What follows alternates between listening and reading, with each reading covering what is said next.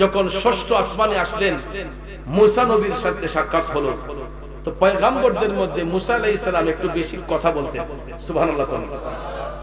তো ষষ্ঠ আসমানে আসার পরে মুসা আলাইহিস সালাম আমার নবীকে বললেন, ইয়া রাসূলুল্লাহ, আপনি যে উম্মতকে তো ভালোবাসেন, 50 ওয়াক্ত নামাজও আল্লাহ দিলেন, 6 মাস রোজা দিলেন, আপনার উম্মতের পক্ষে কি এটা সম্ভব হবে?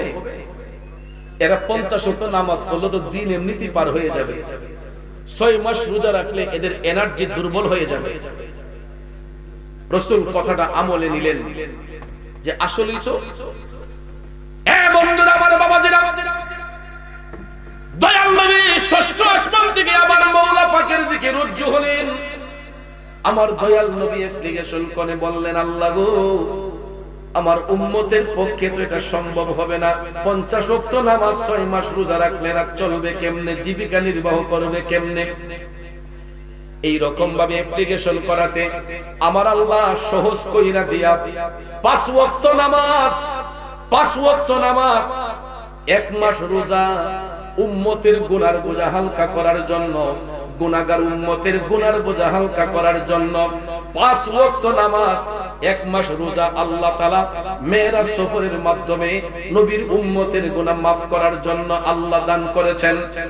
মুসা আলাইহিস সালাম কয়, ইয়া রাসূলুল্লাহ, আপনার উম্মতের পক্ষে এটা তো সম্ভব হতো না। আমার নবী ডাক দিয়া কয়, মুসা, আমার উম্মত যদি আমি রাসূলকে ভালোবাসে, উম্মত যদি আমি নবীকে ভালোবাসে, অবশ্যই অবশ্যই আমার উম্মতের পক্ষে 5 ওয়াক্ত নামাজ, 1 মাস রোজা রাখা সম্ভব হবে। এই আদেশ যখন রাসূল জারি করলেন, তখন আমার আল্লাহ তাআলা সূরা বাকারার মাধ্যমে আবার কোরআনে পাকের আয়াত অবতীর্ণ করে রোজাকে আমাদের জন্য ফরজ করেছেন, নামাজকে আমাদের জন্য ফরজ করা হয়েছে, ঠিক না ঠিক? 5 ওয়াক্ত নামাজ, 1 মাস রোজা উম্মতের গুনার বোঝা হালকা করার জন্য আল্লাহ রাব্বুল আলামিন আপন হাবিবকে দান করেছেন।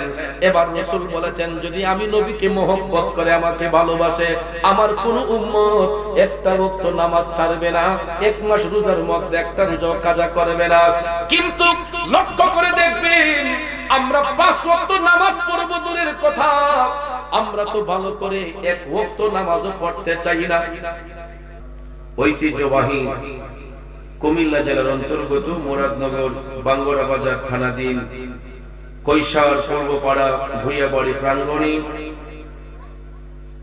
মরহুম দিলদার আলী ফকির এর মৃত্যু বার্ষিক এবং কবরবাসীর আত্মার মাগফিরাত কামনার্থে আয়োজিত আজকের এই 37তম বার্ষিক ওয়াজ ও দুয়ার মাহফিল 2025 ইংরেজি সনের জগৎ সৃষ্টির পরে আল্লাহ সুবহানাহু ওয়া তাআলা যত নবী রাসূল প্রেরণ করেছেন, সকল নবীর সেরা নবী হলেন আমাদের নবী রহমাতাল লিল নবীদের মধ্যে আমাদের নবী যেমন শ্রেষ্ঠ নবী, উম্মতের মধ্যে আমরা শ্রেষ্ঠ উম্মত। নবীদের মধ্যে আমাদের নবী যেমন শ্রেষ্ঠ নবী, উম্মতের মধ্যে আমরা শ্রেষ্ঠ উম্মত। দয়াল নবীর উম্মত হওয়ার কারণে মহান মালিকের দরবারে যে আমাদের সম্মান কতটুকু ঊর্ধ্বে আমরা নিজেরাও জানি না। যদি একবার আমাদের ইজ্জত আল্লাহ পাকের দরবারে কতটুকু উপরে যদি জানতাম, আজকের এই রাতে এলাকার কোন মানুষ বাহিরে ঘুরতো না, ঘরে বসে থাকতো না, মধুর চাকে মৌমাছি যেরকম বেষ্টন করে বসে থাকে, নবীর প্রেমিক গুলা মৌমাছির নিয়ে নবীর বাগানটাকে পরিপূর্ণ করে বসে থাকতো। আসলে আমরা ইজ্জত সম্পর্কে জানি না। আসুন আমাদের ইজ্জত আল্লাহ পাকের দরবারে কতটুকু উপরে আগে সেইটা জেনে নেই। আল্লাহর একজন পয়গম্বর মুসা কালিমুল্লাহ, মুসা নবীর জামানায় মুসা নবীর একজন উম্মত, তিনি মহান মালিকের তাসবিহ আদায় করেছেন। কার তাসবিহ? আল্লাহ পাকের তাসবিহ আদায় করেছেন। হঠাৎ একদিন উনি মাওলার জিকির করা অবস্থায় মুসা নবীর উম্মতের উপরে একটা পাথর ধসে পড়ে গেছে। আপনারা বলেন তো, পাথরের চাপায় পড়লে কেউ কি বাঁচে? আমরা মনে করি বাঁচে না, কিন্তু একজন বাঁচাতে পারেন, তিনি কে? এই জন্য সূরা আল ইমরানে বলা হয়েছে ইখরিজুল হাইয়্যিতা মিনাল মাইয়্যিত। আল্লাহ বলেন আমি মরারে জিন্দা করতে পারি, জিন্দারে মরা করতে পারি। ক্ষমতা কার? যুবক বন্ধুরা আমার, বাবাজিরা আমার, গভীর রাত, লম্বা চড়া কথা বলে মনোযোগ নষ্ট করব না। বলতেছিলাম কি, মুসা নবীর উম্মত মহান আল্লাহর জিকির করা অবস্থায় পাথরের চাপায় যখন পড়ে গেলেন, লোকেরা ধারণা করলো লোকটা মনে হয় আর বেঁচে নাই। এই ধারণা করে যার যার মতো করে সবাই আপন আপন বাড়িতে চলে গেলেন। এরপর থেকে দিন যায় রাত যায়, দিন যায় রাত যায়, যাইতে যাইতে 1 বছর চলে গেল, 2 বছর চলে গেল, 3 বছর চলে গেল। বছর যখন যাইতে লাগলো, এই রকম ভাবে বছর যাইতে যাইতে যুগ পার হইয়া 1 বছর নয়, 2 বছর নয়, 3 বছর নয়, টানা 300 বছর পার হইয়া গেল। কত বছর? 300 বছর যখন পার হইয়া গেল, এই পাথরটা যখন ওই জায়গা থেকে সরানো হলো, দেখা যায় পাথরের চাপায় পড়া একজন আল্লাহর বান্দা, যার জবান থেকে বের হচ্ছে আল্লাহ আল্লাহ আল্লাহ। লোকেরা অবাক হয়ে গেল, পাথরের চাপায় পড়লে তো কোনো লোক বাঁচে না, এই লোকটা বাঁচলো কিভাবে? সবাই তাকে জিজ্ঞেস করলো, হে আল্লাহর বান্দা, আমরা তো জানি পাথরের চাপায় পড়লে কোনো লোক বাঁচে না, তুমি বাঁচলা কেমনে? লোকটা ডাক দিয়া কয়, আমি যেই আল্লাহর তাসবিহ আদায় করেছি সেই মহান মালিক আমাকে বাঁচিয়েছে। লোকেরা ডাক দিয়া কয়, হে আল্লাহর বান্দা, পাথরের ভিতর থাইকা তুমি খাইলা কেমনে? লোকটা ডাক দিয়া কয়, আমি যেই আল্লাহর তাসবিহ আদায় করেছি সেই মহান মালিক পাথরের ভিতর আমাকে রিজিক দান করেছে। আল্লাহ চাইলে পারে কি পারে না? এ বন্ধু, লোকেরা তখন ডাক দিয়া কয়, ওহে আল্লাহর বান্দা, আমরা জানতে চাই তুমি কতদিন যাবত এইখানে ইবাদত করতেছ? লোকটা কয়, আমি 300 বছর যাবত পাথরের চাপাই পড়ে মহান মালিকের তাসবিহ আদায় করছি। কয় বছর? লোকেরা আফসোস করে বলতেছে, ওহে আল্লাহর বান্দা, আমরা এখন জানতে চাই তুমি কোন নবীর উম্মত? লোকটা তখন ডাক দিয়া কয়, আমি আল্লাহর পয়গম্বর মুসা কালিমুল্লাহর উম্মত। যখন এই কথা বললো, দুনিয়ার মানুষগুলা আমার আল্লাহর দরবারে আফসোস করতেছে, আল্লাহ গো, মুসা নবীর উম্মত পাথরের চাপাই পইরা 300 বছর তুমি মওলার তাসবিহ আদায় করে না জানি কত নেকি তোমার দরবারে অর্জন করেছে। এই বলিয়া যখন দুনিয়ার মানুষগুলা আফসোস করতেছে আল্লাহর দরবারে, আমার আল্লাহ রাব্বুল আলামিন কুদরতের নজর দিয়া দেখা সাথে সাথে আল্লাহ তাআলা কুদরতের জবান দিয়া মুসা নবীর ডাক দিয়া বললেন, বন্ধু মুসা, ও বন্ধু মুসা, শুনো, তোমার উম্মত পাথরের চাপায় পড়ে থাইকা 300 বছর আমি মহান মালিকের তাসবিহ আদায় কইরা যেই নেকি অর্জন করেছে, আল্লাহ তাআলা কয়, বন্ধু মুসা শুনো, আমার হাবিব নবী মুস্তাফা সাল্লাল্লাহু আলাইহি ওয়াসাল্লামের একজন উম্মত এক রাত ইবাদত করে যেই নেকি অর্জন করবে, তোমার উম্মতের পাথরের চাপাই পড়ে থাকা 300 বছরের ইবাদতের চাইতে আমার হাবিব নবী মুস্তাফার একজন উম্মতের এক রাতের নেকি 100 গুণ বেশি। আর জোরে জোরে কন্যা সুবহানাল্লাহ।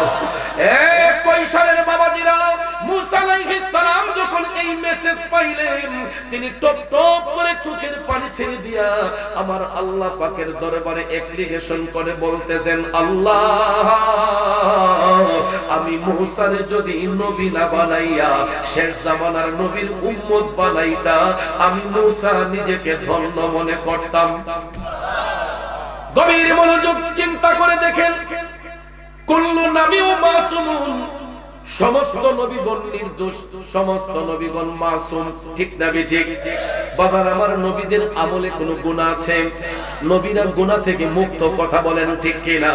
তাইলে দেখেন দয়াল নবীর উম্মতের আমলের পাওয়ার দেখা একজন মাসুম নবী, নির্দোষ নবী আমার আল্লাহ তাআলার ডাক দিয়া বলতেছে, আল্লাহ, আমি মুসারে যদি নবী না বানাইয়া শেষ জামানার নবীর উম্মত বানাইতা, আমি মুসা নিজেকে ধন্য মনে করতাম।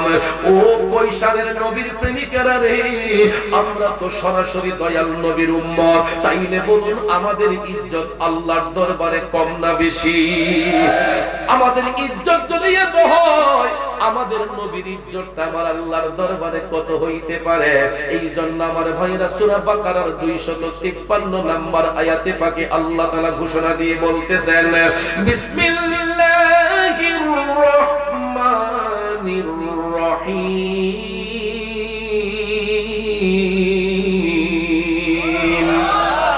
তিলকার রুসুলু ফাদ্দালনা বা'দাহুম আলা বা'দ। উচ্চস্বরে বলুন ঘোষণাকার। আল্লাহ তাআলা বলতেছেন, এ রাসূলগণ, তাদের একজনের চেয়ে আরেকজনকে মর্যাদান্বিত করা হয়েছে। তাদের মধ্যে এমন কেউ রয়েছেন যার সঙ্গে আমার আল্লাহ কথা বলেছেন। মিনহুম মান কাল্লামাল্লাহু ওয়া রাফা'a বা'দাহুম দারাজাত। নবী রাসূলের মধ্যে এমন কেউ রয়েছেন যার সাথে আল্লাহ তাআলা কথা বলেছেন। তাদের মধ্যে এমন নবী আছেন যাকে আমার আল্লাহ উচ্চ মর্যাদা দান করেছেন। এ বন্ধু, এই হলো আয়াতে পাকের সরল তরজমা। কোরআনে পাকের ভাষায় মূল অর্থটা বললাম। আসুন এখন তাফসীরের দিকে নজর করি।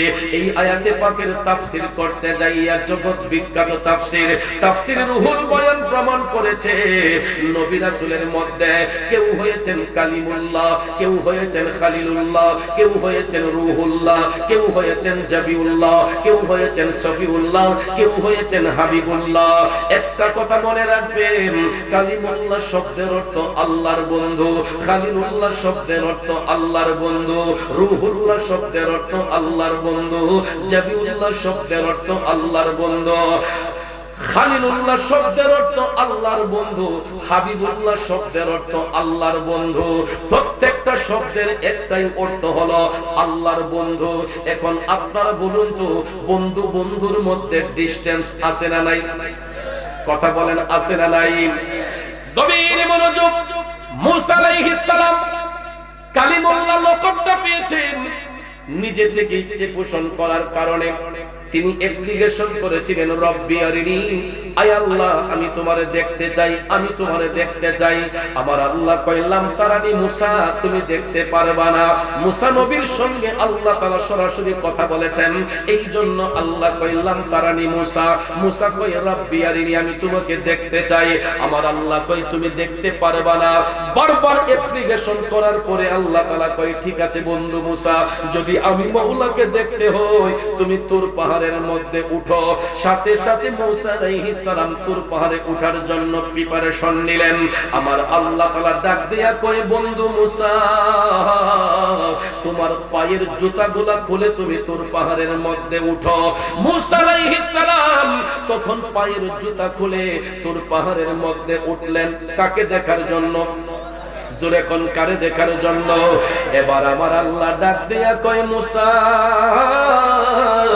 যদি আমি আল্লাহরে দেখতে হয় তোমার সামনে যে নূরের পর্দাটা আছে এই নূরের পর্দাটা একটু উঠাও। মুসা আলাইহিস সালাম আল্লাহ পাকের নির্দেশে নূরের পর্দাটার মধ্যে হাত দিয়া সামান্য একটু উঠালেন। উঠানোর সঙ্গে সঙ্গে আমার মওলা পাকের নূর তাজাল্লিতে তুর পাহাড়টা জ্বলে পুরে সারখার হয়ে গেছে। মুসা আলাইহিস সালাম এই নূরের তাজাল্লি সহ্য করতে পারলেন না। আল্লাহ তাআলা বললেন, বন্ধু মুসা, আমি তোমাকে বলেছিলাম তুমি দেখতে পারবা না, এরপরে তুমি দেখতে চেয়েছো। এখন দেখো মুসা পরিণতিটা কি হয়েছে। মুসা আলাইহিস সালাম তুর পাহাড়ে উঠা নূরের পর্দায় হাত দিয়ে একটু উঠানোর কারণে নূর তাজাল্লিতে পুরাটা তুর পাহাড় পুরে ছাই হয়ে গেল। আমার আল্লাহ চিন্তা করলেন, আমার বন্ধুর তো একটা সম্মান আছে, আমার বন্ধু মুসার তো একটা ইজ্জত আছে। এই জন্য আল্লাহ কয়, মুসা, তোমার পায়ের কারণে আমি তুর পাহাড়কে ধন্য করে দিলাম, আর ওই তুর পাহাড়ের ছাইগুলাকে আমি আল্লাহ সুরমা হিসেবে কবুল করে নিলাম। যেই সুরমা আমি আপনি চোখের মধ্যে লাগাই, এটা মুসা নবীর বরকতে, মুসা আলাইহিস সালামের বরকতে আমরা চোখের মধ্যে সুরমা ব্যবহার করি। কিয়ামত পর্যন্ত ওই তুর পাহাড়ের ছাইগুলা দুনিয়ার মানুষগুলা চোখে লাগাইলেও এই সুরমা ব্যবহার করে শেষ করা যাবে না।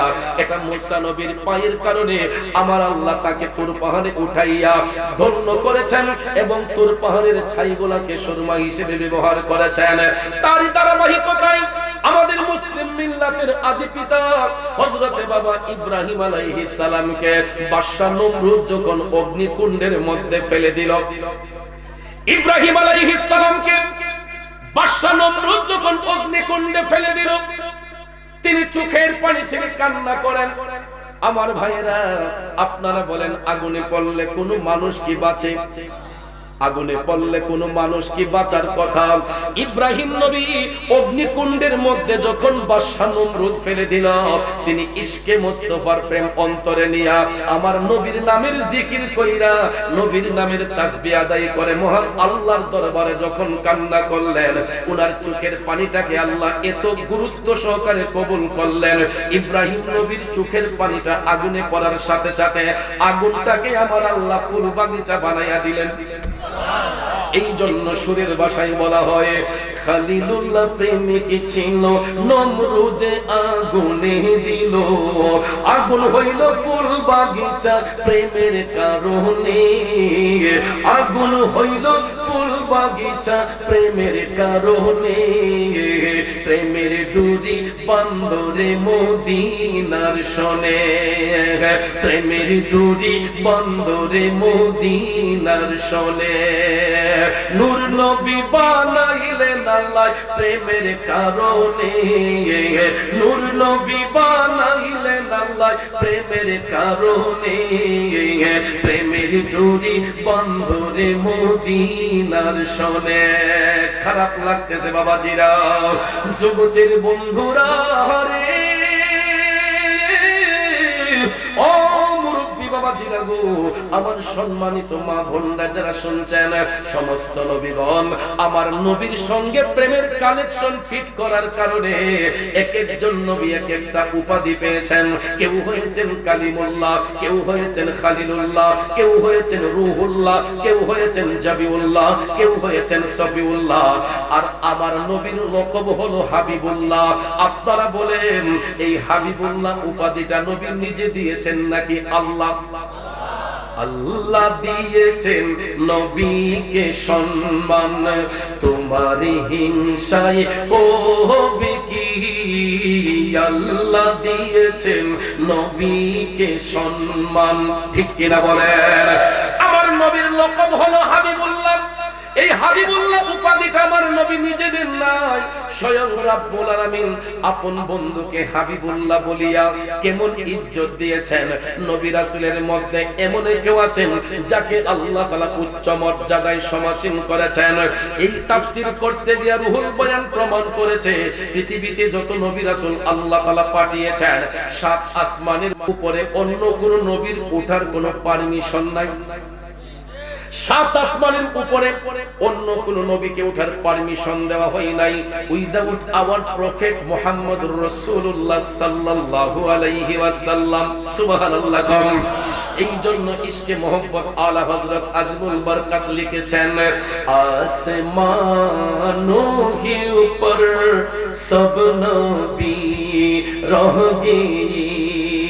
আল্লাহু আকবার। বল আমার আলা হযরত লিখেন 1,24,000 মতান্তরে 2,24,000 নবী পয়গম্বর আমার আল্লাহ সপ্ত আকাশ পর্যন্ত সীমাবদ্ধ রেখেছেন। সমস্ত নবীগণের কাঁধের মধ্যে জিনার কদম মোবারক, তিনি হলেন আমাদের নবী রাহমাতাল লিল আলামিন। ওই নবীর মকাম বর্ণনা করতে যাইয়া আলা হযরত লিখেন, আরশ আযম পে পৌঁছা হামারা নবী। ঠিক কিনা কম?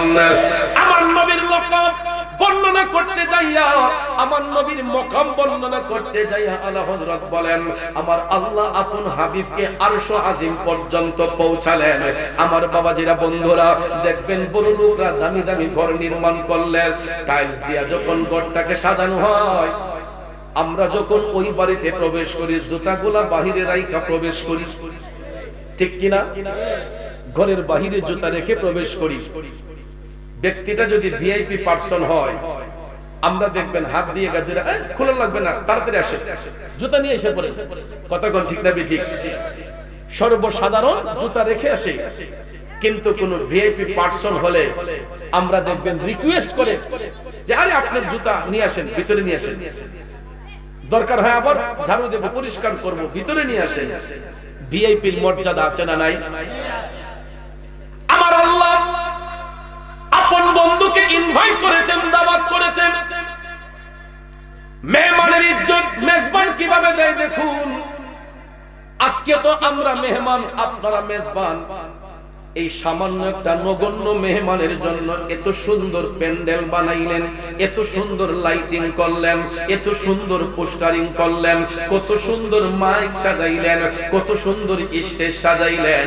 এটা সামান্য একটা মেহমানকে ইজ্জত দিয়া, ঠিক কিনা করেন? আর এটা এমন একটা বরকতের মাস।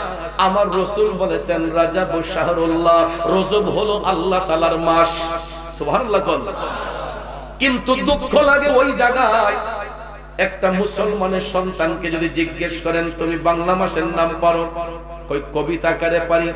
ইংরেজি মাসের নাম পারোনি? কই সুন্দর করে পারি। 30 দিনেতে হয় মাস সেপ্টেম্বর, ওই রূপ এপ্রিল, জুন আর নভেম্বর, 28 দিনে মাস ফেব্রুয়ারি ধরে 12 তার একদিন চতুর্থ বৎসরে। আর যত মাস আছে 31 দিনে ইংরেজি মাসের নাম ওই রূপে গুনে। লোকেরা কই ছেলেটা তো খুব ট্যালেন্ট, খুব সুন্দর করে বলেছে। এ মুসলমানের সন্তান, এবার তুমি আরবি 12 মাসের নামটা একটু বলো তো। তখন পায়জামা গরম হয়ে যায়। আমি 100% গ্যারান্টি বলতে পারবো আমার মাহফিলের শ্রোতাদের মধ্যে এখানে অর্ধেকেরও বেশি মানুষ আছেন আরবি 12 মাসের নাম বলতে পারবেন না। বাংলা মাসের নাম ঠিক বলতে পারেন, ইংরেজি মাসের নাম ঠিক ঠিক বলতে পারেন, কিন্তু আরবি কোন মাসের আগমন হয়েছে আলেম ওলামা ছাড়া, কিছু জাননেওয়ালা লোক ছাড়া মেজরিটি পারসন এরা আরবি 12 মাসের নাম জানে না। কথা কোন ঠিক কিনা? এ নবীর প্রেমিকারা, মুসলমান হিসেবে আরবি 12 মাসের নামটা জানা দরকার আছে নি বাজান? তাইলে আজকে আমরা কবিতা আকারে আরবি 12 মাসের নাম শিখে ফেলবো, যাতে কোনোদিন আমরা এই আরবি 12 মাসের নাম না ভুলে একটু সুন্দর করে আঙ্গুলে গুনে গুনে আমার সাথে বলবেন মুহররম, সফর, রবিউল আউয়াল, রবিউস সানি, জমাদিল আউয়াল, জমাদিল সানি, রজব, শাবান, রমজান, শাওয়াল, জিলকদ, জিলহজ, 12 মাসের নাম জেনে রেখো, মনে রেখো ওহে মুসলমান, জেনে রেখো, মনে রেখো কৈশারের মুসলমান। আবার মুহররম, সফর, রবিউল আউয়াল, রবিউস সানি, জমাদিল আউয়াল, জমাদিল সানি, রজব, শাবান, রমজান, শাওয়াল, জিলকদ, জিলহজ, 12 মাসের নাম জেনে রেখো, মনে রেখো কৈশারের মুসলমান, জেনে রেখো, মনে রেখো ওহে মুসলমান। ঠিক কিনা বলেন? এরকম ভাবে শিখে ফেললে আর কোনদিন আরবি 12 মাসের নাম ভুলবো? বন্ধু, বর্তমানে যে মাসটা আমাদের নিকট আগমন করেছে আরবিতে, ওই মাসটার নাম হচ্ছে মাহে রজব। সুবহানাল্লাহ। আমার মদিনার কামলিওয়ালা নবী বলছেন রাজাব শাহরুল্লাহ, রজব হলো আল্লাহ তাআলার মাস। এরপরে রাসূল নিজের দিকে ইশারা করে বলতেছেন শাবানু শাহরি ওয়া রমাদানু উম্মতিহি। রাসূল বলেছেন শাবান হলো আমি নবীর মাস, রমজান হলো আমার উম্মতের মাস। প্রত্যেকটা মাস সম্মানিত, প্রত্যেকটা দিন সম্মানিত, প্রত্যেকটা রাত সম্মানিত। এরই মধ্যে কিছু কিছু রাতকে, কিছু কিছু মাসকে স্পেশালিটি দেয়া হয়েছে। যেরকম রাষ্ট্রীয়ভাবে দেখবেন ইংরেজি 12 মাসের মধ্যেও কিছু কিছু মাসকে রাষ্ট্রীয়ভাবে স্পেশাল মর্যাদা দেয়া হয়েছে। ঠিক কিনা বলেন? বাংলা মাসের মধ্যে কিছু কিছু মাসকে স্পেশালিটি দেয়া হয়েছে, মর্যাদার সহিত পালন করা হয়। ঠিক তদ্রুপ ভাবে আরবি 12 মাসের মধ্যে প্রত্যেকটা মাস সম্মানিত। এরই মধ্যে একটা মাস তুলনাবিহীন সম্মানিত, এটার সাথে কোনো মাসের তুলনা নাই। এই মাসটা হলো মাহে রমজান। রমজান শরীফের সাথে কোনো মাসের তুলনা নাই। বাকি 11টি মাসের মধ্যে আরো 5টা মাস হলো সম্মানিত মাস। এগুলা কি আমরা জানি? খবর নেই। বাকি 11টি মাসের মধ্যে আরো 5টা মাস হলো স্পেশাল মর্যাদার মাস। এর মধ্যে একটা মাস হলো আরবি বছরের প্রথম মাস মাহে মুহররম, যেই মাসে আশুরা সংগঠিত হয়েছে। কথা বলেন ঠিক কিনা? যেই মাসে আশুরা সংগঠিত হয়েছে, কারবালায় হুসাইন শাহাদাত বরণ করেছেন, এই জন্য এই মাস মর্যাদার মাস। 2 নম্বরে যেই মাসটা সম্মানিত মাস, এটা হচ্ছে পবিত্র রবিউল আউয়াল শরীফের মাস, যেই মাসে দয়াল নবীর শুভাগমন হয়েছে। 3 নম্বরে যেই সম্মানিত মাস, এটা হলো মাহে রজব। 4 নম্বরে যেই সম্মানিত মাস, এটা হচ্ছে মাহে শাবান। 5 নম্বরে যেই সম্মানিত মাস, এটা হচ্ছে মাহে জিলহজ। সুবহানাল্লাহ বলেন। এই 5টি সম্মানিত মাসের মধ্যে একটা সম্মানিত মাস আমাদের কাছ থেকে অতিবাহিত হচ্ছে। এই মাসটার নাম হচ্ছে মাহে রজব। নবীজি বলেছেন রজব শাহরুল্লাহ, রজব হলো আল্লাহ তাআলার মাস। এটা এই কারণে আল্লাহর মাস। এই মাসের মধ্যে এমন একটা রাত আছে ভাইয়েরা আমার, যেই রাতটাকে বলা হয়েছে লাইলাতুল মিরাজ। আমার আল্লাহ আপন হাবিবকে ফেরেশতা জিবরাইল আলাইহিস সালামের মাধ্যমে ইনভাইট করে। আল্লাহ তাআলা গোটা জগৎকে সুসজ্জিত করেছিলেন। শুধু দুনিয়া নয়, আরশ, কুরসি, লৌহ কলম, আল্লাহর সৃষ্টি জগতে যতটা জগৎ সমূহ আছে, প্রত্যেকটা জগৎ ফেরেশতাদের মাধ্যমে আমার আল্লাহ আলোকিত করেছেন, সুসজ্জিত করেছেন আমার নবীর সাথে দিদার করার জন্য, সাক্ষাৎ করার জন্য। আজকে আপনারা মেজবানরা, আমি অদম গুনাহগারকে দাওয়াত করেছেন প্রধান মেহমান, প্রধান বক্তার সঙ্গে সাক্ষাতের জন্য, দিদারের জন্য। ঠিক কিনা কল? যে প্রধান বক্তা আসবেন, ওনার নসিহতপূর্ণ বয়ান করবেন, আমরা ওনাকে রিসিভ করব, বরণ করব। এই জন্য আজকে এই লাইটিং, এই প্যান্ডেল, এই সুন্দর আয়োজন। ঠিক তদ্রুপ ভাবে আমার আল্লাহ রজব মাসের 27 রজনী, 26 তারিখ দিবাগত রাত 27 রজনীতে ফেরেশতাদের মাধ্যমে আমার আল্লাহ কুল কায়নাতকে সুসজ্জিত করেছিলেন আপন হাবিবের সঙ্গে দিদার করার জন্য, সাক্ষাৎ করার জন্য। জোরে জোরে কন্যা সুবহানাল্লাহ। এই জন্য আমি অদম গুনাহগার সুরের ভাষায় গিয়েছিলাম, কষ্ট হবে। রজবের 27 তারিখ দয়াল নবী মেরাজে যান, আমি পাপী অপরাধী গাইব কি নবীজির শান। ইয়া রাসূলুল্লাহ ইয়া হাবিবি ইয়া রাসূলুল্লাহ ইয়া হাবিবাল্লাহ। রজবের 27 তারিখ দয়াল নবী মেরাজে যান, আমি পাপী অপরাধী গাইব কি নবীজির শান। ইয়া রাসূলুল্লাহ ইয়া হাবিবি ইয়া রাসূলুল্লাহ। খুদা তাআলার দাওয়াত পেলেন, দয়াল নবী আরশে গেলেন। নবীর ছোঁয়ায় মুখরিত এই জমিন আর 7 আসমান। নবীর ছোঁয়ায় মুখরিত এই জমিন আর 7 আসমান। আমি পাপী অপরাধী গাইব কি নবীজির শান। ইয়া রাসূলুল্লাহ ইয়া হাবিবাল্লাহ ইয়া রাসূলুল্লাহ। জিবরাইল হলেন খাদিম, যাবেন নবী আরশে আজিম। নবীর ছোঁয়ায় মুখরিত এই জমিন আর 7 আসমান। আমি পাপী অপরাধী গাইব কি নবীজির শান। ইয়া রাসূলুল্লাহ ইয়া হাবিবি ইয়া রাসূলুল্লাহ। মসজিদুল আকসাতে গিয়া দেখেন নবী কুল আম্বিয়া। মসজিদুল আকসাতে গিয়া দেখেন নবী কুল আম্বিয়া। ইমাম হয়ে নূর নবীজি 2 রাকাত নামাজ পড়ার, ইমাম হয়ে নূর নবীজি 2 রাকাত নামাজ পড়ান। আমি পাপী অপরাধী গাইব কি নবীজির শান, ইয়া রাসূলুল্লাহ ইয়া হাবিব ইয়া রাসূলুল্লাহ।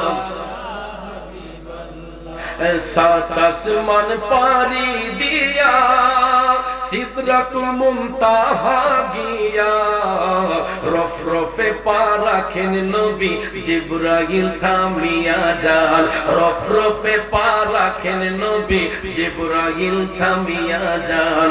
আমি পাপী অপরাধী গাইব কি নবীজির শান, ইয়া রাসূলুল্লাহ ইয়া হাবিব ইয়া রাসূলুল্লাহ।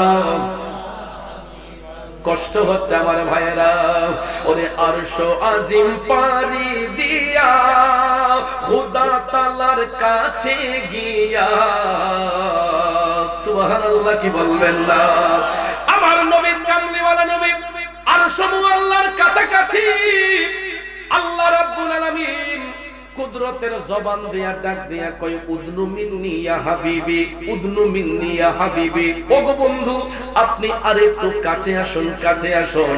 তখন আমার মায়ার নবীজি পবিত্র জুতা মুবারক খুলিয়া, পবিত্র জুতা মুবারক খুলিয়া মহান আরশ মুআল্লার মধ্যে উঠতে চাইলেন। দেখেন আমার নবীর ইজ্জত কত, আমার নবীর সম্মান কত। দয়াল নবী যখন পায়ের জুতা মুবারক খুলিয়া মহান আরশের মধ্যে উঠতে চাইলেন, আমার আল্লাহ কুদরতের জবান দিয়া ডাক দিয়া কয় বন্ধু ও প্রাণের হাবিব গো, কেন আপনার জুতা রেখে আমার আরশের মধ্যে উঠতেছেন? আমার নবী ডাক দিয়া বলেন আল্লাহ আমি কেমনে আপনার মহান আরশের মধ্যে জুতা নিয়ে উঠে, আপনি না আপনার বন্ধু মুসাকে নির্দেশ করেছিলেন জুতা খুলে তুর পাহাড়ে ওঠার জন্য, তাইলে আমি রাসূল কেমনে আপনার মহান আরশের মধ্যে জুতা নিয়ে উঠে? আল্লাহ তাআলা ডাক দিয়া কয় প্রাণের হাবিব ও প্রাণের বন্ধু গো, আমি এই জন্য মুসাকে জুতা খুলে উঠতে বলেছিলাম। মুসা আমি মাওলার নূর তাজাল্লি সহ্য করতে পারবে না, এই কারণে আমি মুসাকে জুতা খুলে তুর পাহাড়ে উঠাইয়া আমার মুসার পায়ের কারণে তুর পাহাড় ধন্য করে দিয়েছে। আর আপনি বন্ধু নবী মুস্তাফাকে এই জন্য জুতা নিয়ে উঠতে বলেছে। হাবিব গো আমার আরশ মুআল্লা আপনি বন্ধু নবীর জুতা মুবারকের ধুলির অপেক্ষা করতেছে। আল্লাহ তাআলা ডাক দিয়ে কই বন্ধু ও প্রাণের হাবিব গো, আপনার জুতা মুবারকের ধুলি দিয়া আমি আল্লাহর আরশ মুআল্লা ধন্য করে দেন। হাত তুলে বলুন আল্লাহু আকবার, আরেকটু জোরে বলুন ইয়া রাসূলুল্লাহ। আমি অধম গুনাহগারে গিয়েছিলাম, আরশ কুরসি যার পায়ের ধুলা মাখি তো চাই সারা বেলা, আরশ কুরসি যার পায়ের ধুলা মাখি তো চাই সারা বেলা, উম্মতের দরুদিয়ে মন আর তো দেখি না, উম্মতের দরুদিয়ে মন আর তো দেখি না।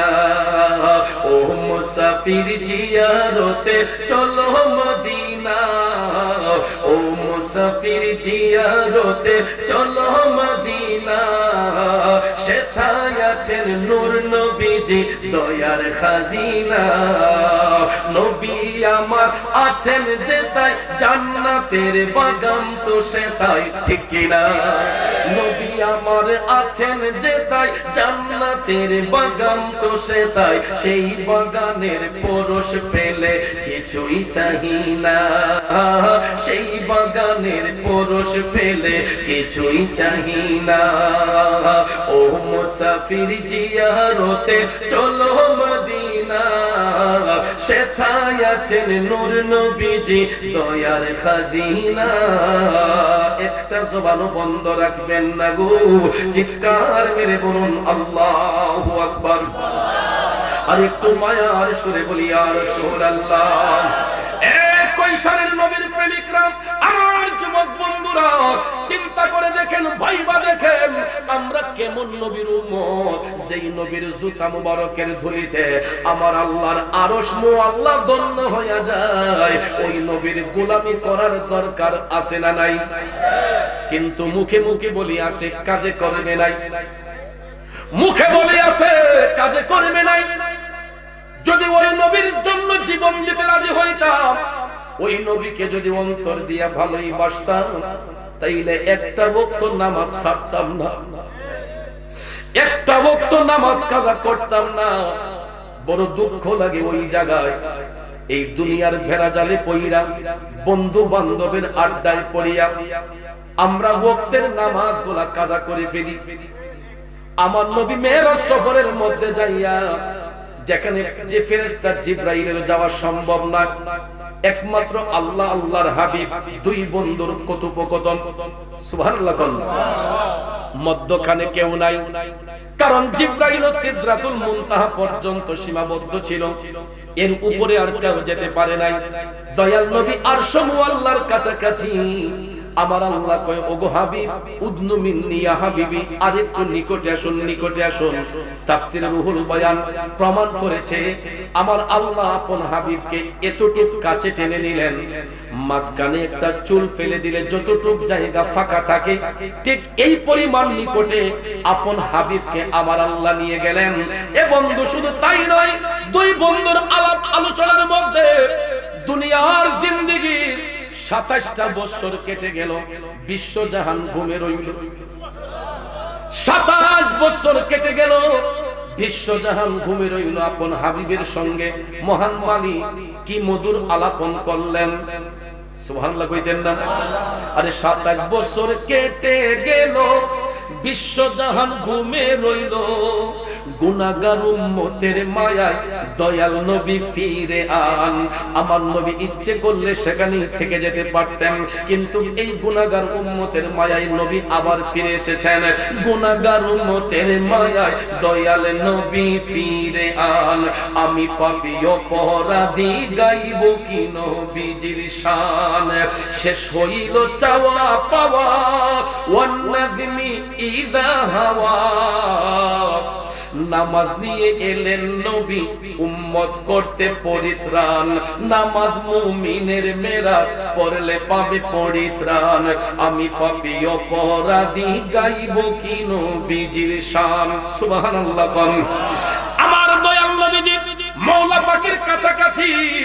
বন্ধু, বন্ধুর বাড়িতে বন্ধুর যদি ইনভাইট হয়, আপনারা বলুন কোন বন্ধু কি বন্ধুর বাড়িতে খালি হাতে যায়?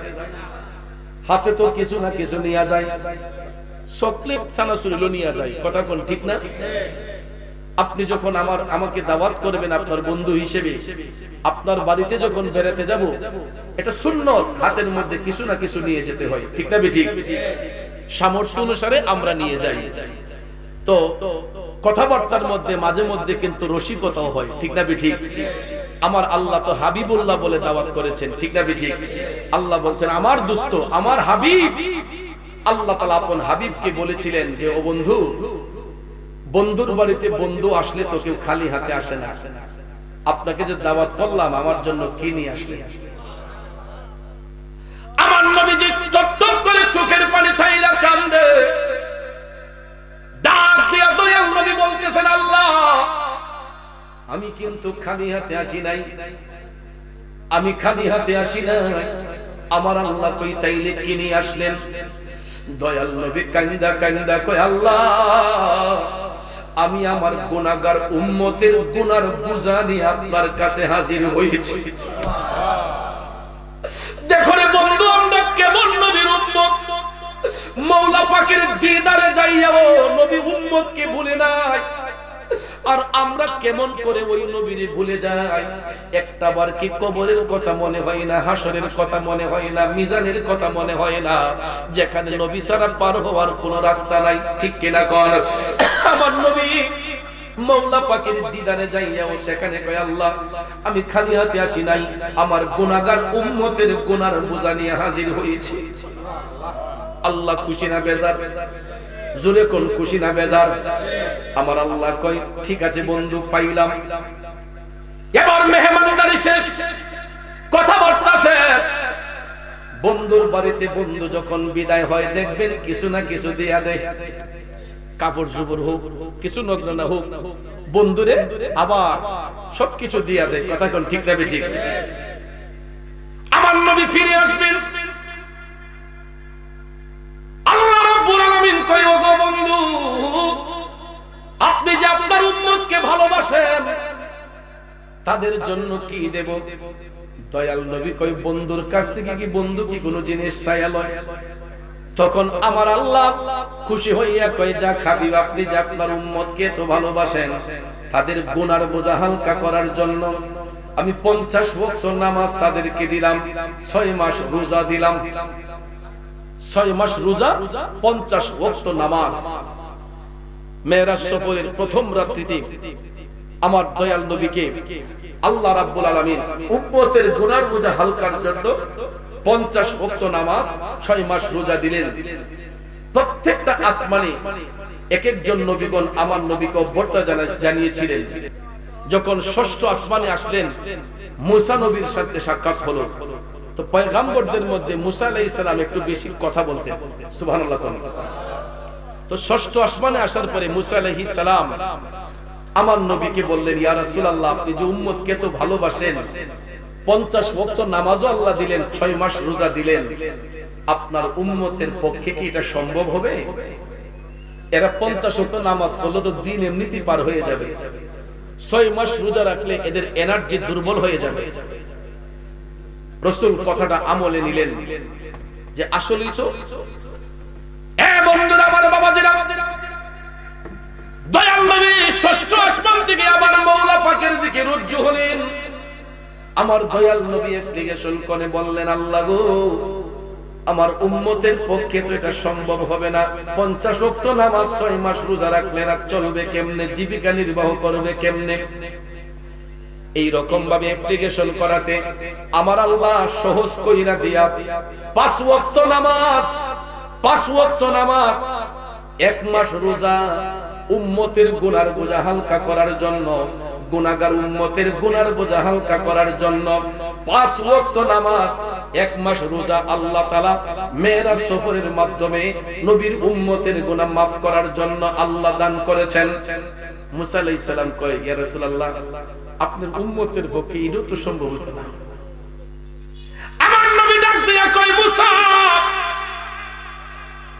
আমার উম্মত যদি আমি রাসূলকে ভালোবাসে, উম্মত যদি আমি নবীকে ভালোবাসে, অবশ্যই অবশ্যই আমার উম্মতের পক্ষে 5 ওয়াক্ত নামাজ, 1 মাস রোজা রাখা সম্ভব হবে। এই আদেশ যখন রাসূল জারি করলেন, তখন আমার আল্লাহ তাআলা সূরা বাকারার মাধ্যমে আবার কোরআনে পাকের আয়াত অবতীর্ণ করে রোজাকে আমাদের জন্য ফরজ করেছেন, নামাজকে আমাদের জন্য ফরজ করা হয়েছে। ঠিক না ঠিক? 5 ওয়াক্ত নামাজ, 1 মাস রোজা উম্মতের গুনার বোঝা হালকা করার জন্য আল্লাহ রাব্বুল আলামিন আপন হাবিবকে দান করেছেন। এবার রাসূল বলেছেন, যদি আমি নবীকে মহব্বত করে, আমাকে ভালোবাসে, আমার কোন উম্মত একটা ওয়াক্ত নামাজ ছাড়বে না, 1 মাস রোজার মধ্যে একটা রোজা কাজা করবে না। কিন্তু লক্ষ্য করে দেখবেন, আমরা 5 ওয়াক্ত নামাজ পড়ব দূরের কথা, আমরা তো ভালো করে 1 ওয়াক্ত নামাজও পড়তে চাই না। রাগ করবেন না, গুসা করবেন না বাজান, আমি এখনো চ্যালেঞ্জ করে বলতে পারবো, আমার মাহফিলে যে শ্রোতাগুলা বসছেন, এখানে অর্ধেকেরও বেশি মানুষ আছেন আজকে এশারের নামাজটা কাজা হয়েছে, মাগরিবের নামাজটা কাজা হয়েছে, আসরের নামাজটা কাজা হয়েছে, যোহরের নামাজ কাজা হয়েছে। ফজরের কথা বললে লজ্জা চলে আসে। ফজরের টাইমে মসজিদের মধ্যে 1-2 জন মুরব্বি ছাড়া আর মুসল্লি খুঁজে পাওয়া যায় না। কথা বলে আপনাদের কাছে আমি জানতে চাই, এই যে ফজরের নামাজটা কাজা করে ঘুমাইলাম, ঘুমের ঘরে আমার আপনার মরণ হতে পারে কি পারে না? কথা কোন পারে কি পারে না? আজরাইল আসিয়া প্রাণ করিব হরণ, হাই গো, আজরাইল আসিয়া প্রাণ করিব হরণ, ওরে নিজ গুণে সাহেব আল্লাহ করবানি বারণ, আমার উপায় কি তখন আমার আল্লাহ নিরঞ্জন, না জানি কি হালে আমার হইব মরণ। ঠিক না বন্ধুরে? মুয়াজ্জিন সাহেব ফজরের টাইমে বলতেছেন আসসালাতু খায়রুম মিনান নাওম, ঘুম থেকে নামাজ ভালো, ঘুম থেকে নামাজ ভালো। আমাদের মুনাজাতকারীরা ওই মুহূর্তে তাদের চোখের মধ্যে এমন ঘুম আসে। মুনাজাতকারী কে কিছু জানেননি? আমরা ফজরের নামাজ না পড়লে কি হইব? রাত্রে বেলা যখন ঘুমাইতে যাই সবার হাতে এই মুনাজাত আছে। ঠিক না বেটি? টাচ মোবাইল, অ্যান্ড্রয়েড, কথা কোন ঠিক কিনা? কোন এক সময় বাটন মোবাইল সম্পর্কে অনেকের ধারণা ছিল না, নাকি ছিল? গ্রামীণ ফোনটা যখন লই এই এলাকার মধ্যে, তখন আমরা চাইয়া থাকতাম আরে এটা কেমনে কোথায়, কোনটা মিস কল, কোনটা রিসিভ কল, কোনটা ডায়াল কল, এটা কেউ কল পরি করতে পারছে না, চিনছে না। কথা কোন ঠিক কিনা? যারা চালাইছে হেরাও আগে শিক্ষা, তারপরে চালাইছে। কথা কোন ঠিক না? এরপরে যখন আস্তে আস্তে যুগ আগাচ্ছে দেখা যায় বাটন সবার পকেটে পকেটে আছে। আস্তে আস্তে অ্যান্ড্রয়েড যখন আসলো, এখন দেখা যায় আগে ফুলাফাংরার কাছে থাকতো, এখন মাঝে মাঝে দেখি মুরব্বিদের ফটো প্রিন্টিং করে বাসে টাচ মোবাইল। কথা কোন? জিগাইলে কয় আর ফুলাফানে বিদেশ থেকে ফোন টোন দেয়। শুধু এটাতে সীমাবদ্ধ নয়, বাজারে গিয়া চাচা কয় আরে ফেসবুক কোনটা রে, এটা দেশা। ঠিক না বেটি? আগে যুবক পোলাপানে চালাইতো, এখন দেখা যায় মুরব্বি চাচারাও ফেসবুকে অভিজ্ঞ। ঠিক না বেটি? কোনটা মেসেঞ্জার, কোনটা হোয়াটসঅ্যাপ, কোনটা ইমো, কোনটা ভাইবার, অনেক যুবকের চাইতে মুরব্বিরাও ভালো জানে।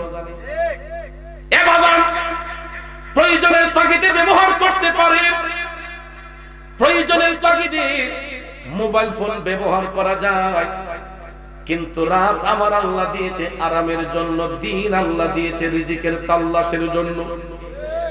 ইজা কুদিয়াতুস সালাতি ফান্তাশিরু ফিল আরদ, আল্লাহ কই যখন তোমাদেরকে নামাজের জন্য ডাকা হয় তোমরা নামাজ পড়ো, নামাজ যখন শেষ হয়ে যায় আর বৈরাগ্য হয়ে থাইকো না, ফান্তাশিরু ফিল আরদ, জমিনের মধ্যে ছড়াইয়া পড়ো। কিন্তু বর্তমানে আমরা রাতকে দিন বানিয়ে ফেলছি, দিনকে রাত বানিয়ে ফেলছি। কথা বলেন?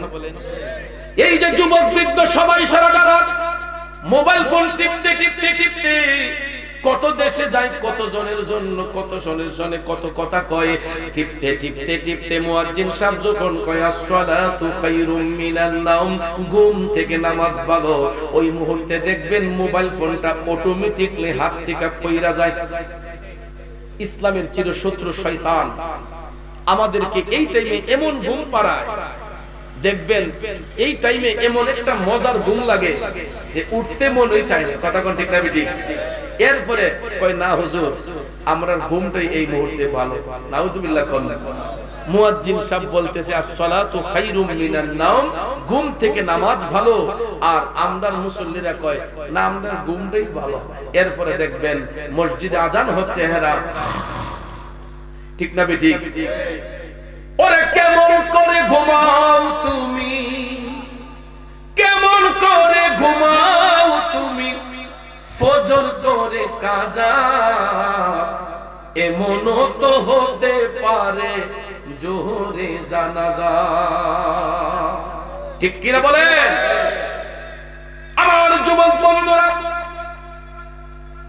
আল্লাহ রাব্বুল আলামিন স্পষ্ট করে বলেছেন ইন্নাস সালাতা তানহা আনিল ফাহশাই ওয়াল মুনকার, নামাজ এটা এমন একটা ইবাদত আল্লাহর বান্দাদেরকে অশ্লীল কাজ থেকে, খারাপ কাজ থেকে মুক্ত করে আনে। কিন্তু আমাদের সমাজের মধ্যে অনেক মুসল্লিরা যদিও সমাজ রক্ষার জন্য নামাজ পড়ে, এরা নামাজ পড়ে আর অশ্লীল কাজে যুক্ত হয়ে যায়। কিছু কিছু নামাজি দেখবেন নামাজ পড়া হারাম ব্যবসা করে, সুদ ঘুষের ব্যবসা করে, আছে না নাই? কিছু কিছু নামাজি দেখবেন নামাজ পড়া মিথ্যা কথা বলে, নামাজ পড়া ওজনে কম দেয়, নামাজ পড়া আরেকজনের হক নষ্ট করে, নামাজ পড়া আরেকজনের ক্ষেতের লাল কাটটা নিজের ক্ষেতে ঢুকায়। আসেনি বাজান? কেমন নামাজিটা নামাজ পড়া কপালে কালো দাগ পড়ে গেছে, সকালবেলা ফজরের নামাজ পড়া গায়ের বান্ধ গিয়ে টান দিছে, দুধটা যখন ঘন হইছে সুন্দর কইরা আদাসের পানি মিশাইয়া বাজারে বালতি লইয়া যাইতেছে, হাজির রুমাল মাথা দিয়া সুবহানাল্লাহ আছে না? ও চাচা আপনি কেমন নামাজ পড়লেন? আপনি যে নামাজ পড়া দুধ আল্লাহর নিয়ামত, ইদারে পানি মিশাইয়া করলেন কিয়ামত। বাজারে দুধ নেওয়ার পরে মিটার দিয়ে চেক দিছে, দেখা যায় দুধের মাঝে পানি মিশানো। এটা আরেকজনের হক নষ্ট করা হয়েছে। আরেক ভদ্রলোক তো টাকা দিয়ে দুধ কিনবে, মাগনা তো নিবে না। আপনি পানি না মিশাইয়া যদি ভদ্রলোকরে বলতেন ভাই আমার দুধটা ভালো পিওর, আমাকে কেজিতে 5 টাকা বেশি দিতে হবে, লিটারের 10 টাকা বেশি দিতে হবে, লিটারে আমাকে 5-10 টাকা বেশি দিতে হবে। যারা ভালো মানুষ, যারা কিন্না খাওয়াই না, এরা ভালো জিনিস দেখাই কিন্না নিবে, কথা কোন ঠিক কিনা? কিন্তু পানি মিশানোর কারণে আপনি 40 টাকা 50 টাকা লাভের জন্য আপনার ইমানদারে নষ্ট করলেন, আমলদারে নষ্ট করলেন, কথা বলেন ঠিক কিনা? এই জন্য কবি কয় ওরে মন ভাঙ্গে না মসজিদ ভাঙ্গে, ভাঙ্গে আমার আল্লাহর ঘর, ভাঙ্গে আমার আল্লাহর ঘর, মন মন্দিরে আল্লাহর বাড়ি, ব্যথা দিস না তার ভিতর, ঠিক কিনা কয়? বাজার নামাজ কাজা হইলে, রোজা কাজা হইলে, তওবা করলে আল্লাহ তাআলা ক্ষমার ব্যবস্থা রাখছে। কিন্তু বান্দা যদি বান্দার হক নষ্ট করে, ওই বান্দা যতক্ষণ ক্ষমা না দিব আমার আল্লাহ তাআলা তারে ক্ষমা দিবে না, কথা কোন ঠিক কিনা? তাইলে বলেন নামাজ পড়ব একমাত্র কার খুশির জন্য? জোরে বলেন কার খুশির জন্য? নামাজ পড়ব আল্লাহর খুশির জন্য, আল্লাহকে রাজি খুশি করার জন্য। কিন্তু লোক দেখানো নামাজিরা, লোক দেখানো ইবাদতকারীকে আমার আল্লাহ জাহান্নামের সবচেয়ে নিকৃষ্ট জায়গায় রাখে। সমাজ রক্ষার নামাজি আছে না কিছু, এই সমাজ রক্ষার নামাজি গুলাকে আল্লাহ তাআলা জাহান্নামের সবচেয়ে খারাপ জায়গা, এই জায়গার নাম হচ্ছে জুব্বুল হুজর। জাহান্নামে এর চাইতে আর কোনো খারাপ জায়গা নাই। দুজকি মানুষের শরীরের পচা পুজ গুলা একটা ড্রেন দিয়া যেখানে গিয়া ডাম্পিং হয়, যেমন পৌরসভার নর্দমা গুলা এক জায়গার মধ্যে কিন্তু ডাম্পিং করা হয়, ঠিক কিনা? সেখানে দেখবেন শুধু দুর্গন্ধ, ময়লার দুর্গন্ধ, কথা কোন ঠিক না? তো দুজকি মানুষের শরীরের পচা পুজ গুলা এক জায়গার মধ্যে গিয়ে ডাম্পিং হয়, এই জায়গাটার নাম হচ্ছে জুব্বুল হুজর। এখানে লোক দেখানো ইবাদতকারীকে, যারা আল্লাহরে ভয় করে না, মানুষের ভয়ে সমাজ রক্ষার জন্য যারা গিয়া হারিয়া মুসল্লিগিরি দেখাইছে, ওই সমস্ত লোক দেখানো ইবাদতকারীকে জাহান্নামের খারাপ জায়গা জুব্বুল হুজরে রাইখা দুজকি মানুষের শরীরের পচা পুজগুলা খাবার পণ্য দেওয়া হয়। চিল্লাইয়া কোন নাউজুবিল্লাহ। তাহলে বলুন আমরা ইবাদত করব কাকে খুশি করার জন্য? যুবক ভাইয়ের আমার, বন্ধুরা আমার, নবীর মহব্বত অন্তরে নিয়ে আল্লাহকে খুশি করার জন্য নামাজ পড়ব। কিন্তু আজকাল দেখা যায় আমরা নামাজের দ্বার কাছে নাই। বাজানো সত্যিকারের নামাজের অভাব আছে, কিন্তু এমনিতে নামাজের অভাব নাই। সত্যিকারের নামাজের অভাব আছে, ঠিক কিনা কোন? আপনারা দেখবেন কিছু কিছু নামাজি আছে, এরা নামাজও পড়তেছে, আবার শাস্ত্রলগিয়া বইয়া টেলিভিশনে আঁকিয়ে চাইতেছে। আসেনি মিয়া? কিছু কিছু শাস্ত্রের মাঝে টেলিভিশন রাখা হেরা ফরজ মনে করে। নাউজুবিল্লাহ। কিছু কিছু শাস্ত্রওয়ালারা তারা দোকানও ক্যারেম বোর্ড রাখাটার একবারে ফরজ মনে করে। দোকান দেওয়ার আগেই চিন্তা করে টেলিভিশন কিনতে হইব আর ক্যারেম বোর্ড কিনবো, নাকি মিথ্যা বললাম? এই ক্যারেম বোর্ড এবং টেলিভিশন দোকানের মধ্যে থাকলে কাস্টমার নাকি একটু ভালো হয়। আর ভালোই বলে কেমনে? খারাপ কাজে কি লোকের অভাব আছে? শাস্ত্রেরও ক্যাটাগরি আছে। শাস্ত্র দুই ক্যাটাগরি, একটা হলো ফুতে বাই ফুতে স্টল, আর আরেকটা হলো মুরব্বি স্টল। তো মুরব্বি স্টল যেটা, এটা আমি দেখছি অনেক এলাকার মসজিদের সাথে একবার লাগাই থাকে। মসজিদ থেকে বাইরে যেতে আমার চাচারা চাটা খাইতে পারে, এই জন্য কিছু কিছু শাস্ত্র আছে মসজিদের সাথে লাগাই, ঈদের মাঝে নামাজ পড়ে চাচারা গিয়া কোন হুজুরের পাঞ্জাবি লম্বা, কোনটা বাইটা, কোনটা কেমন, এই শুধু শুধু পয়সা ঈদের ভিতরে হয়। কথা কোন ঠিক না? আর ফুতে বাই ফুতে স্টল যেটা ঈদের মাঝে কেডা চাচা, কেডা ভাতিজা, কেডা বড় ভাই, কেডা ছোট ভাই, ঈদের কোনো বাস বিচার নাই। শাস্ত্র গিয়া বইলে সবাই তো মনে মনে প্রেসিডেন্ট। পাও কি কেউ জোর থাকে? সবার পাও কেঞ্চি লাগাই থাকে। এরপরে দেখবেন শাস্ত্রলালারে কত দমক, কত সুর। এই দুইটা সাদে কাপটি দিয়ে দিস, ঠিক না বেটি? গরম পানি কাপটি দিয়ে দে। এরকম ভাবে ধমকের সুরে দেখবেন শাস্ত্র বইলে আমরা সবাই নেতা হয়ে যাই। এই কর্মচারীরা মনে করি একটা সাধারণ মানুষ, এই হোটেলের কারিগরকে মনে করি সাধারণ একটা ব্যক্তি, তাকে ধমক দিয়ে একটা সাদে কাপড়ে দিয়ে দিস। এবারে যদি দেওয়ার ইচ্ছা থাকে এরপরে দেন না, যদি দেওয়ার ইচ্ছা থাকে ভালো করে দইয়া যেমন ব্যবহার এমন। এরপরে দেখবেন সাদা দেওয়ার সময় নেন আসারটা দুই তিনটা কাপড়ে রাখে। কথা ঠিক না? এরপরে যদি তারা যদি একটু মিষ্টি সুরে বলা হইতো যে বাবা আমারে দুইটা চা দাও, ছোট ভাই আমাকে দুইটা চা দাও, আমাকে একটু নাস্তা এনে দাও। যখন আপনার ব্যবহারটা সুন্দর হবে, ওই চায়ের দোকানের যেই সার্ভিসম্যান সে দেখবেন সুন্দর করে আদবের সহিত আপনার সামনে খাবারটা এনে দিবে। আমি দেখেছি, আমি নিজের অভিজ্ঞতা থেকে বলছি, আপনি যখন কারোর সঙ্গে ভালো ব্যবহার করবেন, ভালো আচরণ করবেন, ওই ব্যক্তিটা আপনার প্রতি দুর্বল হয়ে যায়। কথা বলেন। আর গিয়া যখন ধমকের সুরে বলবেন এই দুইটা দাও, তিনটা দাও, কাপ ধুয়ে দিস, এটা দিবার হলো কি করে? দেয় না। আচ্ছা যাক মানলাম। এরপরে দেখেন এখানে সিনিয়র জুনিয়রের কোনো ভেদাভেদ নেই, সবাই একসাথে বসে টেলিভিশনে সিনেমা দেখতেছে। আর আমার চাচারা সকালবেলা ফজরের নামাজ পড়া চা খাইতে গিয়া চাষ্টল গিয়া বই ওই 5 টাকার চা হাতে লই ওই দেখবেন আল্লাহ কইছে ইন্নাস সালাতা তানহা আনিল ফাহশাই ওয়াল মুনকার, নামাজ আল্লাহর বান্দাদেরকে অশ্লীল কাজ থেকে, খারাপ কাজ থেকে বিরত করে। কিন্তু চাচাই দেখেন কিটা করে, সাদা হাত লইয়া টান দেওয়ার আগে কই কি রে ওমু আলা বলে ফু বডির কারফুতে বলে কার জিলিয়া গেছে গাড়ি। হ্যাঁ কথা বলেন, এটা কিসের নামাজ? এটা কোন নামাজ আপনি পড়লেন? আমার নবী কামলিওয়ালা তো বলছেন আল গীবাতু আশাদ্দু মিনাজ জিনা, গীবত করা হইছে জিনার চেয়ে নিকৃষ্ট কাজ। চাচা গো, আমার আল্লাহ বলেছে ইন্নাস সালাতা তানহা আনিল ফাহশাই ওয়াল মুনকার, নামাজ আল্লাহর বান্দাদেরকে অশ্লীল কাজ থেকে, খারাপ কাজ থেকে মুক্ত করে। কিন্তু আপনি একজন নামাজি মানুষ হইয়া কেমনে আরেকজনের গীবত করলেন, কেমনে আরেকজনের বদনাম করলেন? এই রকম গীবতকারী লোক যতই নামাজ বন্দেগী করুক না কেন, ওই নামাজ দিয়া আত্মার মধ্যে শান্তি আসবে না।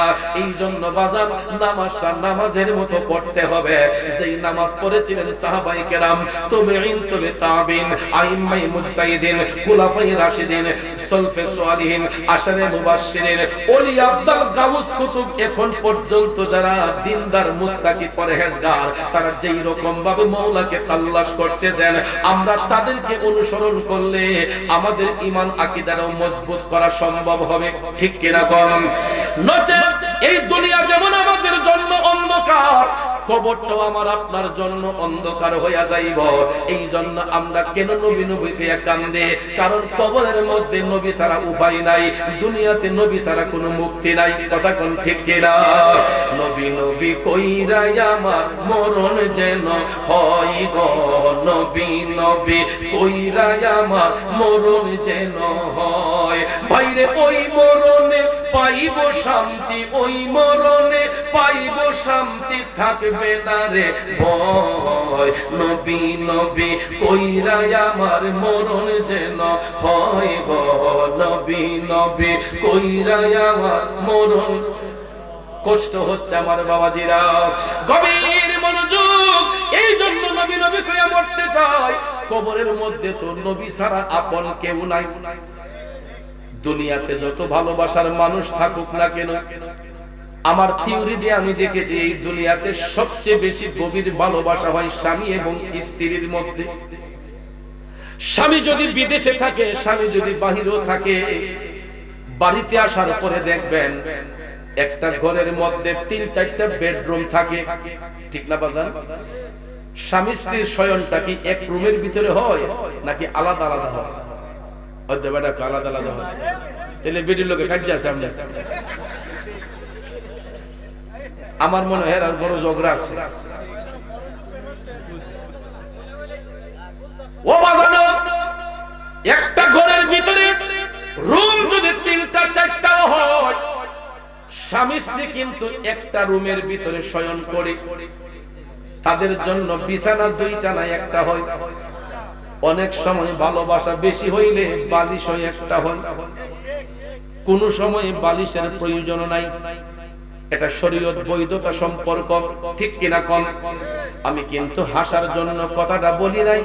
এ বাজান আমার বন্ধুরা, আমার দুনিয়ার জমিনে সাংসারিক জিন্দেগি কাটাইতে গিয়া স্বামী এবং স্ত্রীর রুম হয় 1টা, বিছানা হয় 1টা, বালিশ হয় 1টা।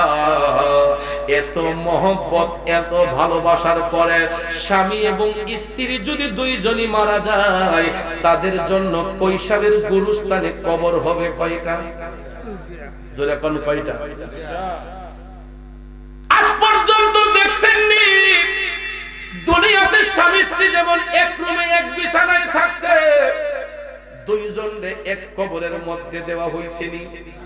আব্বাজিরা আমার, বন্ধুরা আমার, এই যে দেখেন একটা সামিয়ানার নিচে আমরা কতগুলা মানুষ একসাথে বসলাম, একজনের কাঁধের মধ্যে আরেকজনের কাঁধ লাগাইয়া বসছি। আমি যদি একটা ব্যথা পাই, আমার মামারে ডাক দিয়ে বলতে পারবো যে মামা আমি একটা ব্যথা পাইছি। আমি ভাগনা ব্যথা পাইলে মামারে বলতে পারবো মামা ব্যথা পাইছি। মামা ব্যথা পাইলে ভাগনারে বলতে পারবে ভাগনা। আল্লাহ আল্লাহ আল্লাহ আল্লাহ আল্লাহ আল্লাহ আল্লাহ আল্লাহ আল্লাহ আল্লাহ।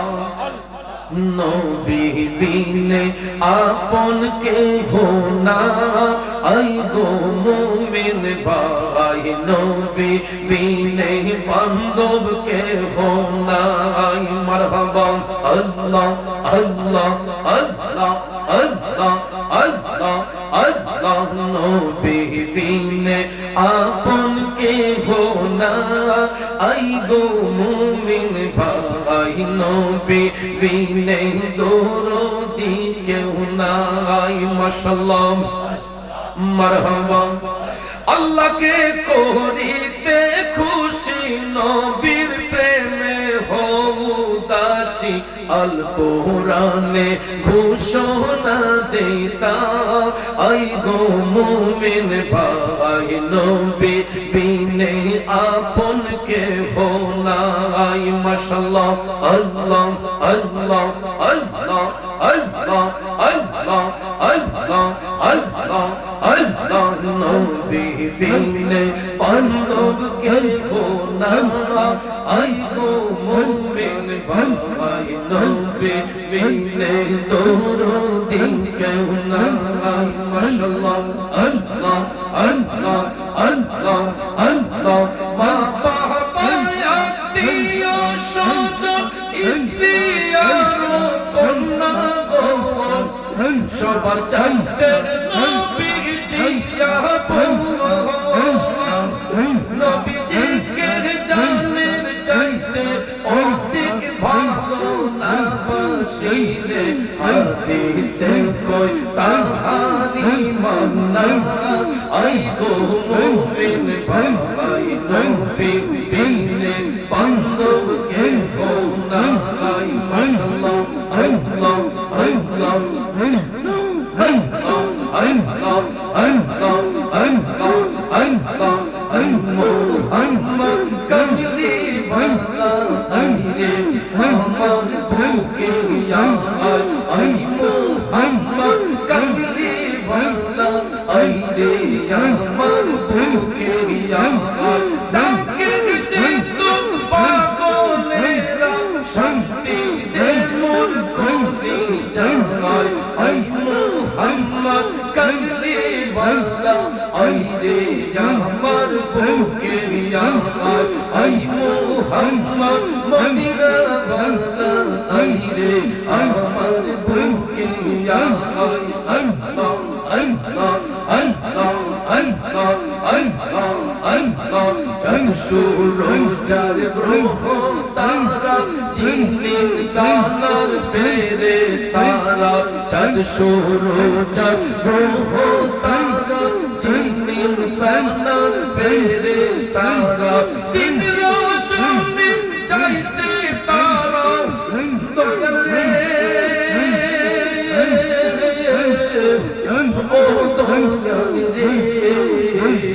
दिन रोजनी जैसे तारा फूल तोले दिते गोला आई मोहम्मद कमली वाला आई रे अमर भूखे या अल्लाह अल्लाह अल्लाह अल्लाह आई मोहम्मद कमली वाला आई रे अमर भूखे या अल्लाह अल्लाह अल्लाह अल्लाह अल्लाह अल्लाह फकीर तुल पेश बादशाह बोली तुलते से फूलेर कोले फकीर तुल पेश बादशाह बोली तुलते से फूलेर कोले काटे लइया भिकार चुली बस करे काছে তোলা आई मोहम्मद कमली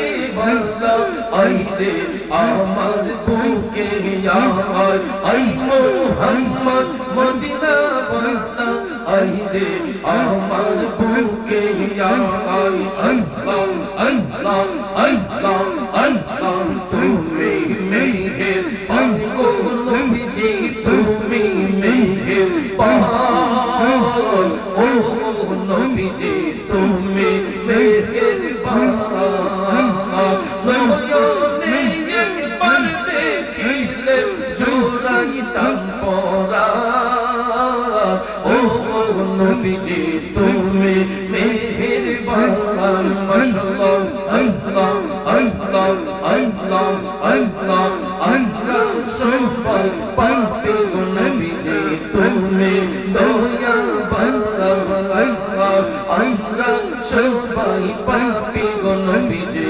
তুমি দয়াবান তোমার দয়া দিয়ে করবা মুদের মুশকিল আসান ও নবীজি তুমি মেহেরবান মারহাবা আল্লাহ আল্লাহ আল্লাহ আল্লাহ আল্লাহ আল্লাহ আল্লাহ লা ইলাহা ইল্লাল্লাহ মুহাম্মাদুর রাসূলুল্লাহ সাল্লাল্লাহু আলাইহি ওয়াসাল্লাম লা ইলাহা ইল্লাল্লাহ মুহাম্মাদুর রাসূলুল্লাহ সাল্লাল্লাহু আলাইহি ওয়াসাল্লাম अपनी दामन शफाअते में छुपाई रखना मेरी सरकार मेरी बातें बनाई रखना ऐसा सब्ज़ी गुंबद वाले मंजूर दुआ करना जब वक्त निदा आए आका दीदारो अता करना मैं कब्र अंधेरी में घबराऊंगा जब तन्हा मैं कब्र अंधेरी घबराऊंगा जब तन्हा इमदाद मेरी करने आ जाना रसूल अल्लाह इमदाद मेरी करने आ जाना रसूल अल्लाह रोशन मेरी तुरबत को लिल्लाह जरा करना जब वक्त निज़ा आए आका दीदार अता करना ये नूर खुदा आकर आँखों में समा जाना या दर पे बुला लेना या ख्वाब में आ जाना या दर पे बुला लेना या ख्वाब में आ जाना ये पर्दनशी दिल के पर्दे में रहा करना जब वक्त निज़ा आए आका दीदार अता करना। সম্মানিত হাজিরিন, দেখতে দেখতে রাত পৌনে একটার উপরে, আলোচনা 2 ঘন্টার উপরে হয়ে যাচ্ছে। আবার কথায় ভাষায় আলোচনায় ব্যবহারে কোন রকম কষ্ট পেয়ে থাকলে কষ্ট নেবেন না। তরিকতের স্বার্থে সুন্নতের স্বার্থে আপনাদের পায়ে হাত রেখে বলে যাব, হাটে ঘাটে যেখানে যে অবস্থায় আমরা থাকি ওয়াক্ত মোতাবেক নামাজ আদায় করব ইনশাআল্লাহ। আমরা সৎভাবে চলবো, কেউ কারো ক্ষতি করব না, আমরা হক পথে চলবো। আল্লাহ পাক যেন আমাদের সবাইকে হকের উপর প্রতিষ্ঠিত রাখেন। সবাই বলে আমিন।